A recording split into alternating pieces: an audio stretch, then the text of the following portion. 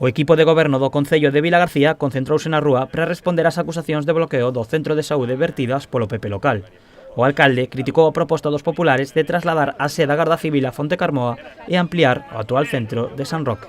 Pero que se o Partido Popular estivera preocupado realmente, esa fora a súa proposta en serio, pois, home, polo menos sabería.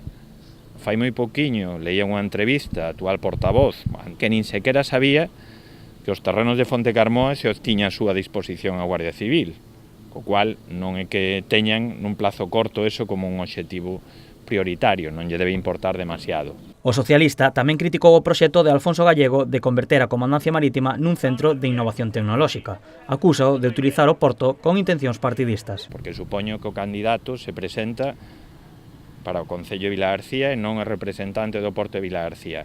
Se o que está propoñendo é que esa iniciativa sea unha iniciativa municipal e que o Porto lle ceda ao Concello para facer o que están propoñendo, pois non entendemos por que non se pode ceder para outras iniciativas. O que pasa? O Porto solamente está disposto a cedelo ao Partido Popular ou está disposto a cedelo aos vilagarciáns para un centro de saúde? Para o goberno local, a localización idónea para o novo ambulatorio é a que ocupa actualmente a Comandancia Marítima. Aínda así, Alberto Varela comprométese a mediar entre o Estado e a Xunta para situalo noutra parcela se o organismo autónomo plasma o acordo por escrito.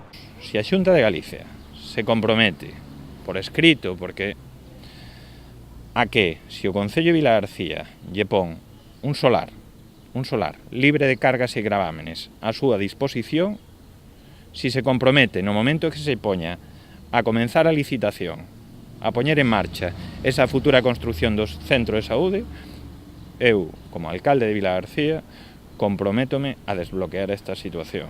O alcalde asegurou que o novo centro de saúde se fará ou co visto bo da Xunta ou sin eles, facendo ilusións ás vindeiras eleccións autonómicas.